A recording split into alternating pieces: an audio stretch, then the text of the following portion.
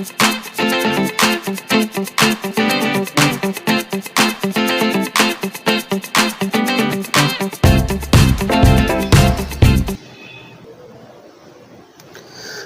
Target high স্কোরে স্বাগত। চলছে গ্রুপ সি গ্রুপ ডি এবং আপারের অঙ্কের সিরিজ। এই সিরিজে এর আগে আমরা আলোচনা করেছি কয়েকটি পর্বে বিভিন্ন ধরনের চ্যাপ্টারের অঙ্ক নিয়ে আলোচনা করেছি। এখন চলছে অনুপাত সমানুপাত চ্যাপ্টার। এই চ্যাপ্টারের আজকের তৃতীয় শেষ পর্ব। তো এখানে আমরা 24 থেকে অঙ্কগুলো করাবো। আগের যে অঙ্কগুলো করা হয়েছে সেগুলো ভিন্ন ধরনের, এইগুলো ভিন্ন ধরনের, তো সম্পূর্ণ আলাদা। আগের পর্বের দুটো পর্বের যে অঙ্ক আর তার থিওরি যেগুলো আছে, যেগুলো সূত্র আছে, সেগুলো সবই তোমরা আশা করি দেখেছো। আজকে তার তৃতীয় এবং এই চ্যাপ্টারের শেষ পর্ব। এখানে আমরা কতগুলো ভাষার অঙ্ক নিয়ে আলোচনা করব। প্রথমে যে অঙ্কটা নিয়ে আলোচনা করব সেই 24 দাগের অঙ্ক। তাতে যাওয়ার আগে যারা যারা নতুন তাদেরকে বলবো যত তাড়াতাড়ি সম্ভব চ্যানেলটিকে সাবস্ক্রাইব করে নাও। এই ধরনের ভিডিও আসতে থাকবে এবং সঙ্গে বেল আইকনটিও প্রেস করতে ভুলো না। তো শুরু করা যাক আজকের পর্ব। আজকের পর্বের প্রথম অঙ্ক।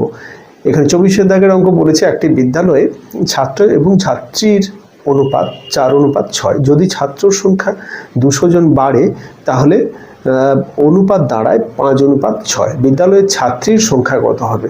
এখানে কিন্তু ছাত্রী কিন্তু বাড়ছে না, বাড়ছে শুধু ছাত্রর সংখ্যা। তাহলে প্রথমে যে অনুপাতটা ছিল ছাত্র অনুপাত ছাত্রী, পরীক্ষার ক্ষেত্রে কিন্তু এত লিখে করার দরকার হবে না, সেক্ষেত্রে শর্টে করা যাবে। আমি বোঝার সুবিধার জন্য কিন্তু এটাকে পরিষ্কার করে লিখে দিচ্ছি। ছাত্র ছাত্রীর অনুপাত হচ্ছে এইটা। এইবারে 200 জন ছাত্র বেড়েছে। আমরা এখান থেকে যদি ছাত্রছাত্রীর পরিমাণ ধরি তাহলে মোট ছাত্র, এটা আমরা ধরে নিচ্ছি, মোট ছাত্র হচ্ছে কত না 4x। যে কোনো একটা ভেরিয়েবল দিয়ে আমি গুণ করতে পারি। আবার মোট ছাত্রী এই অনুপাত থেকে বের করবো, এটা 4x হলে এটা হবে 6x। এইবারে যেটা আমাদের শর্তানুযায়ী যেটা বলেছে যে ছাত্র বেড়েছে কত, 200 জন ছাত্র সংখ্যা বেড়েছে। তাহলে ছাত্র সংখ্যা যদি বাড়ে 200 জন, মানে ছাত্র ছিল 4x, হয়ে গেল এটা 200 এক্সট্রা হয়ে গেল, আর ছাত্রী যেমন আছে তেমন থাকলো। তাহলে তাদের অনুপাত হবে 5:6। এই অনুপাতকে আমি ভগ্নাংশ করব ক্যালকুলেশনের জন্য। 4x plus 200 by 6x is equal two 5/6। এবারে কোনাকুনি গুণ করবো। কোনাকুনি গুণ করলে 6×4 = 24x plus 1200 is equal two 6×5 = 30x। এক্সগুলোকে এক সাইডে আনবো, এটা যদি ও পাশে যায় তাহলে হবে 6x সমান 1200। তার মানে x সমান হচ্ছে 200। তো x এর মান যদি 200 পাই তাহলে এখানে আমাদের ছাত্র ছাত্রীর যে অনুপাতটা ছিল, একটা 4 এক পরিমাণ ছিল 4x, একটা 6x। তাহলে ছাত্রীর সংখ্যা হচ্ছে কত? ছাত্রীর 6x সমান হবে কত? 6 গুণিতক 200 সমান হচ্ছে 1200 এতজন। তাহলে 1200 জন, এখানে ছাত্রীর সংখ্যা 1200 জন। নেক্সট অঙ্কে চলে যাই। 25 দাগের অঙ্ক। এটা বলেছে একটি বিদ্যালয়ে ছাত্র ছাত্রীর অনুপাত 2:3। যদি ছাত্র এবং ছাত্রীর সংখ্যা যথাক্রমে 20% এবং 10% বৃদ্ধি পায় তবে নতুন অনুপাত কত হবে? একেবারে ভিন্ন ধরনের অঙ্ক। তো আগেরটার চেয়ে সম্পূর্ণ আলাদা। এখানে কিন্তু প্রত্যেকটা অঙ্ক আলাদা, তাই প্রত্যেকটার প্রথম থেকে শেষ পর্যন্ত কিন্তু অঙ্কগুলো দেখতে হবে, না হলে টাইপটা মিস হয়ে যেতে পারে। তো অনুপাতটা এখানে কিন্তু আমরা কি করব, জাস্ট অনুপাত থেকে পার্সেন্টেজ ক্যালকুলেশন করে নেব। এখানে প্রথমটা 2 অনুপাত ছাত্র অনুপাত ছাত্রী, এটা তো ছিল 2:3 ছিল। এবারে 2 অনুপাতটা 20% বৃদ্ধি পেয়েছে। বৃদ্ধি পেয়ে কত হয়েছে? তাহলে 100তে বৃদ্ধি পেয়েছে 20, তাহলে মোট 120 হয়েছে। তাহলে 100-র মধ্যে 120 বৃদ্ধি পেয়েছে। তাহলে বৃদ্ধি পেয়ে যেটা হয় সেটা এটা। আবার একবারে আমি ক্যালকুলেশন করে দিলাম। আবার দ্বিতীয় ক্ষেত্রে ছাত্রীর সংখ্যা 10 বৃদ্ধি পেয়েছে, মানে 100তে 110 হয়েছে, তাহলে সেটা হবে এটা। এবারে এই দুটোর অনুপাত আমরা যেটা পাবো বৃদ্ধি পেয়ে, তারপরে অনুপাতটা কত হয় সেটা। এখান থেকে আমরা নিচে 100 দুটো বাদ দেব, এখানে দুটো শূন্য বাদ দেব, তাহলে আলটিমেট আসছে 2×12 অনুপাত 3×11। এখানে 24 গুণিতক এই যে অনুপাত 33, এটা 3 দিয়ে কেটে যাবে, 8 3 24, 11 3 33, তাহলে 8:11। ডির দাগের অপশানটা কারেক্ট অপশন। আশা করি এটা বুঝতে কোনো অসুবিধা নেই, খুবই গুরুত্বপূর্ণ অঙ্ক এটা। 26 দাগের অঙ্কে চলে যাই। 26 দাগের অঙ্কটা কি বলেছে, একটি বাক্সে 1 টাকা এবং 25 পয়সা মিলিয়ে মোট 30টি মুদ্রা আছে, তাদের মূল্যের অনুপাত, এইখানে কিন্তু এটা ভাইটাল, কিসের অনুপাত দেওয়া আছে, সংখ্যার অনুপাত না মূল্যের অনুপাত। আর এই দুটো কিন্তু আমাদের ম্যাচ করাতে হবে সবসময়। এখানে মূল্যের অনুপাত আছে 2:1 হলে মুদ্রার সংখ্যা কত হবে, আমাদের আলটিমেট সংখ্যাটাই বের করতে হবে। তাহলে এখানে মূল্যের অনুপাতকে সংখ্যার অনুপাতে কনভার্ট করতে হবে। আমরা জানি কি 1 টাকা 4টা 25 পয়সা হলে 1 টাকা হয়, তাহলে 4টা 25 পয়সার সঙ্গে 1 টাকা সমান হচ্ছে। সেহেতু মূল্যের অনুপাত যদি এটা থাকে,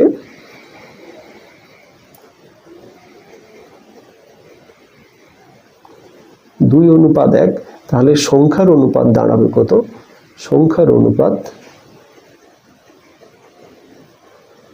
দাঁড়াবে 2/1, এটা 1টা আর এটা 4টা, যেহেতু এটা 4 দিয়ে ভাগ করব, তাহলে আলটিমেট 1-এর 4 দিয়ে, কারণ এটার 4 ভাগের 1 ভাগ হচ্ছে এটা, সেহেতু এটা 1-এর 4 দিয়ে ভাগ করব। আলটিমেট আমাদের কত হচ্ছে 2:4, মানে 1:2। তাহলে মোট হচ্ছে 3 অনুপাত, তাহলে 3 অনুপাতে হচ্ছে কত, 30টা। তাহলে আমাদের টাকার সংখ্যা 1, টাকার সংখ্যা 30 গুণিতক, তাহলে এখানে টাকার অনুপাতটা হচ্ছে 1 বাই টোটাল অনুপাত 10, তাহলে 10টি। তাহলে এখানে টাকার পরিমাণ আছে 10টি, আর পয়সা যেটা 25 পয়সা আছে, কত না 25 পয়সা আছে 20টি। তাহলে যদি আমি একটু দেখে নিই, 10টি আছে মানে 10 টাকা, আর 20টা মানে সেখানে 20টা 25 পয়সা, তার মানে আমরা সেখানে কত পাচ্ছি, 5টা। তাহলে সেক্ষেত্রে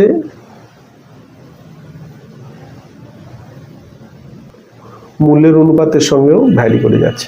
তো আমাদের এত সব দেখার দরকার নেই, আমরা সিম্পল ক্যালকুলেশন করব, এই দুটো দেখব। এখানে কিন্তু এটা ভাইটাল জিনিস, এইগুলো কিন্তু গুলিয়ে ফেলে অনেকে, সেই জন্য বারবার বলছি যে এই দুটো টোটাল কিটা দেওয়া আছে, এটা মুদ্রার সংখ্যা দেওয়া আছে না টোটাল কত টাকা সেটা দেওয়া আছে, টাকা দেওয়া আছে মানে সেটা মূল্যের পরিমাণ, আর এটা হচ্ছে সংখ্যার পরিমাণ। এবারে এইটা যদি দেওয়া থাকে, দুটো যদি একই থাকে তো সেম অনুপাতে আমরা ভাগ করে দেবো, যেভাবে অনুপাতকে আলাদা করতে হয়, সংখ্যাতে পরিণত করতে হয়। কিন্তু এখানে কিন্তু দুটো আলাদা আছে, এটা আছে সংখ্যা আর এটা আছে টোটাল মূল্যের অনুপাত। তো মূল্যের অনুপাতকে আমরা সংখ্যার অনুপাতে কনভার্ট করব। সেহেতু মূল্যকে যদি সংখ্যায় করতে চাই সেক্ষেত্রে এইভাবে ভাগ করতে হবে। এটা 1 টাকা 25 পয়সা আছে, যদি 1 টাকা 50 পয়সা থাকতো সেক্ষেত্রে 50 পয়সা যেটা হবে তার অনুপাতকে 1/2 দিয়ে ভাগ করতাম, আর এটা 25-এর অনুপাতকে 1/4 দিয়ে ভাগ করতাম, কারণ এটা 1 অংশ, আর 50 পয়সাটা ½ অংশ, আর 25 পয়সাটা 1/4 অংশ। এইভাবে ভাগ করে এটাতে আমরা সংখ্যার অনুপাতে নিয়ে যাব। তো এইটা হচ্ছে আমাদের 10-এরটা হচ্ছে উত্তর, ডির দাগের অপশানটা কারেক্ট অপশান। নেক্সট অঙ্কে চলে যাই। নেক্সট অঙ্কটা কি বলেছে দেখে নিই। এখানে 27 দাগের অঙ্ক বলেছে 10 বছর আগে রাম ও রহিমের বয়সের অনুপাত ছিল 1:3 এবং 5 বছর পর তাদের অনুপাত হবে 2:3। তাদের বর্তমান বয়স কত, বয়সের অনুপাত কত। তো আমরা বর্তমান বয়সের অনুপাত আমি যদি ধরে নিই, বর্তমান বয়স একজনের এক্স, মানে বর্তমান বয়সের অনুপাত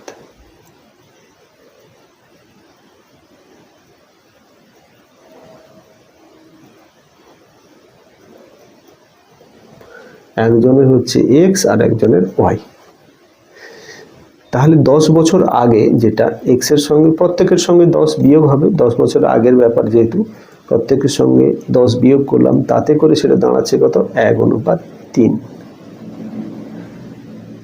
আবার 5 বছর পর মানে এর সঙ্গে 5 যোগ হবে, এটার ক্ষেত্রে দাঁড়াচ্ছে 2:3। তো এই দুটো থেকে আমরা এক্স বের করব, সেটাই হবে এদের বর্তমান বয়স, আর বিশেষ কিছু ক্যালকুলেশন নেই। তো এখান থেকে যদি আমি ইকুয়েশন বের করি, কোনাকুনি গুণ হবে, তাহলে 3x + 30 সমান ওয়াই মাইনাস 10। তার মানে এটা দাঁড়াচ্ছে 3x minus Y is equal two minus 40। Sorry, এখানে এটা মাইনাস হবে, এটা যদি মাইনাস হয় ওপাশে কিন্তু ওপাশে গেলে প্লাস হয়ে যাবে, তখন এটা 20 হয়ে যাবে, প্লাস 20। এটা মাইনাস ছিল, এখানে প্লাস লেখা হয়ে গেছে। এটা কোণে গুণ করতে হবে, এটা কোণে গুণ করলে 3x plus 15 is equal two 2y plus 10। তার মানে 3x minus 2y is equal two minus 5। তাহলে এই ক্ষেত্রে দুটো ইকুয়েশন যদি ফ্রেশ করে লিখি, একটা 3x minus Y is equal two 20 বেরোলো, আর একটা 3x minus 2y is equal two minus 5 বেরোলো। এই দুটো আমাদের ক্যালকুলেশন হয়েছে।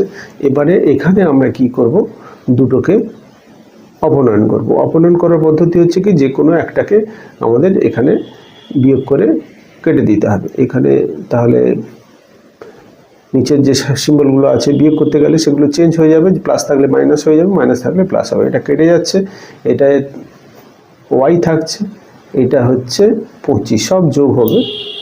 তাহলে ওয়াইয়ের মানটা আমরা পেলাম 25। অতএব যে কোনো একটা জায়গায় যদি যে কোনো একটা ইকুয়েশনে যদি বসিয়ে দিই, এক্স এর মান পেয়ে যাব। এই যে প্রথমটাই যদি বসাই, তাহলে 3x সমান কত হচ্ছে, ওয়াইটা ওপাশে গেলে 20 প্লাস ওয়াই মানে 45। তাহলে x সমান হবে কত, তাহলে 2x সমান 45 হলে এখান থেকে আমরা x সমান পাচ্ছি কত, 15, 15 3 45। তাহলে x পাচ্ছি 15 আর y পাচ্ছি 25। এইবারে এদের বয়সের অনুপাত চেয়েছে, তাহলে x অনুপাত y সমান হচ্ছে কত, 15 অনুপাত 25। 5 3 15, 5 5 25, 3 অনুপাত 5। বির দাগের অপশনটা কারেক্ট অপশন। আশা করি বুঝতে অসুবিধা হয়নি। চলে যাচ্ছি নেক্সট অঙ্কে। নেক্সট অঙ্ক 28 দাগের অঙ্ক বলেছে, তেলের দাম 20% বৃদ্ধি পেল, যদি খরচ বৃদ্ধি না পায় তাহলে কমে যা খরচ এবং প্রকৃত খরচের অনুপাত কত হবে। তো এখানে যেটা হচ্ছে কি, তেলের দামটা বৃদ্ধি পেয়েছে কিন্তু সেখানে খরচটা বৃদ্ধি পায়নি। খরচটা যেটা বৃদ্ধি পাওয়ার ফলে যেটা তার কম খরচ হচ্ছে এবং প্রকৃত খরচ হচ্ছে, তাদের অনুপাতটা আমাদের, যেটা কমে যেটা হচ্ছে তাদের অনুপাতটা আমাদের বের করতে হবে। তো এখানে যেটা পূর্বে যদি তেল যখন দাম ছিল পূর্বে 100 টাকা এবং পরে সেটার দাম হলো 120 টাকা। তো 100 টাকা যখন দাম ছিল তখন খরচ হতো, যখন পূর্বে 100 টাকার তেলে খরচ হতো 1 ইউনিট। 1 ইউনিট একটা বোতল হতে পারে, 1 লিটার হতে পারে, সামথিং যা কিছু 1 ইউনিট হতো। এবং এখন বা বর্তমানে 120 টাকার তেলের খরচ হলে, তো খরচ হয় 120 টাকায়, তেলের খরচও ওই সেম থাকে, 1 ইউনিট থাকে। তো যার ফলে এইবারে খরচটা কতটা কমবে না, খরচ কমবে সমান, খরচ তো 1 ইউনিট হচ্ছে, তাহলে খরচটা কমবে কতটা,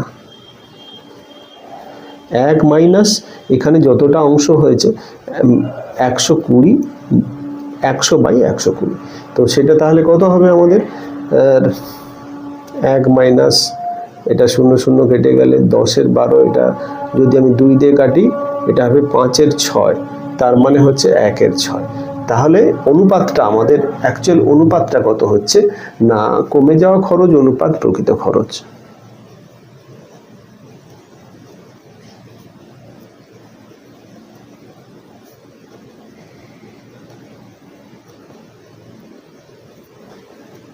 এক অনুপাত, এইটাকে অনুপাতে আমরা লিখব 1:6।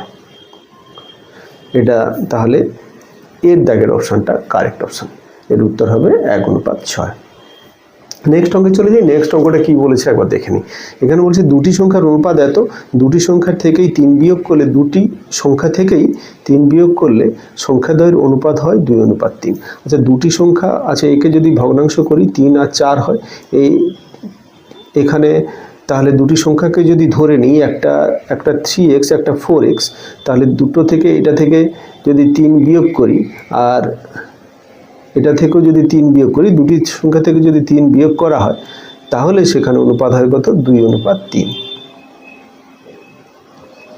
দুটি সংখ্যা, একটা 3x ধরলাম, এটা 3x, এটা তাহলে 4x হবে, এবং দুটি সংখ্যা থেকেই 3 বিয়োগ করা হলো, 3 বিয়োগ করা হলো, যার ফলে টোটাল ভগ্নাংশ তৈরি করে সেখান থেকে ক্যালকুলেশন করলাম। কোনাকুনি করব, এখানে 9x - 9 = 8x - 6। তাহলে এখান থেকে আমরা পাচ্ছি কত? এক্সগুলোকে এক সাইডে আনলে 9x - 8x মানে x হবে, আর 9টা অপোসে গেলে প্লাস হয়ে যাবে মানে 3, x = 3 পাচ্ছি। এবারে বলেছি তাহলে সংখ্যা দুটির সমষ্টি কত? তাহলে সংখ্যা দুটি কত হচ্ছে? অতএব সংখ্যা দুটি সমান, একটা 3x একটা 4x, তাহলে একটা 3x এর পরিবর্তে 3 বসাবো, একটা 9 হবে, আর একটা 9 আর একটা 4 3 12। অতএব তাদের সমষ্টি সমান 9 + 12 সমান হচ্ছে 21। এটাই হবে উত্তর। সি দাগের অপশনটা কারেক্ট অপশন। নেক্সট অঙ্কে চলে যাই। এখানে বলেছে এ বি এর আয়ের অনুপাত আছে 3:4, তাদের খরচের অনুপাত 2:3। 200 টাকা সঞ্চয়, প্রত্যেকে 200 টাকা সঞ্চয় করলে এ ও বি এর আয় কত হবে? আচ্ছা, এ ও বি এর আয়ের অনুপাত, আয় সমান 3x ও 4x টাকা, আর খরচ সমান হবে কত? 2y ও 3y টাকা। তাহলে সঞ্চয় হবে কত? সঞ্চয় এর ক্ষেত্রে সঞ্চয় হবে 3x - 2y, আয় থেকে ব্যয় বিয়োগ করব। বি এর ক্ষেত্রে সঞ্চয় হবে কত? না 4x - 3y। দুজনের ক্ষেত্রে সঞ্চয় কিন্তু 200 টাকা করে বলেছে এইটা। তাহলে আমি এটা সমান এটা লিখতে পারি। অতএব 3x - 2y = 4x - 3y। তাহলে x গুলোকে এক সাইডে আর y গুলোকে এক সাইডে আনবো। তাহলে x, আচ্ছা y কে যদি এই সাইডে, যেটা পজিটিভ যেদিকে হবে সেই সাইডে আনবো, y কে যদি এই সাইডে আনি তাহলে 3y - y মানে y হবে, আর এটা 4x - 3y সমান হচ্ছে 4x - 3x মানে x হচ্ছে।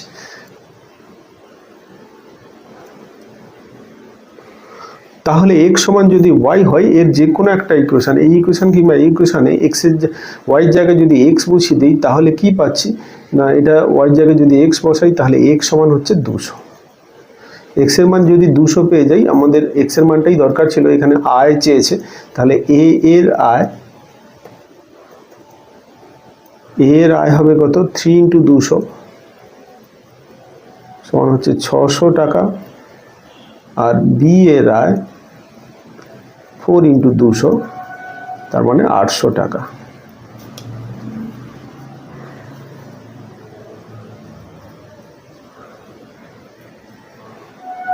আশা করি বুঝতে অসুবিধা হলো না। তো আজকে এই পর্যন্তই, এবং এর সঙ্গে সঙ্গে অনুপাত সমানুপাতের অঙ্কের চ্যাপ্টার এখানে শেষ হলো।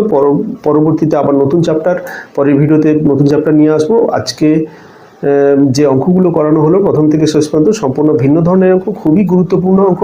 এই অঙ্কগুলো কিন্তু প্র্যাকটিস করে রাখতে হবে, এর ভাষাগুলো বুঝতে হবে ভালো করে এবং লক্ষ্য করে করতে হবে।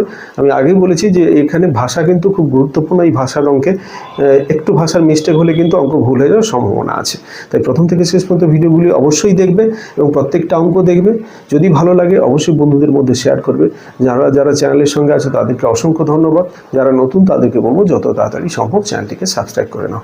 আজকে এই পর্যন্তই, পরবর্তী ভিডিওতে আবার দেখা।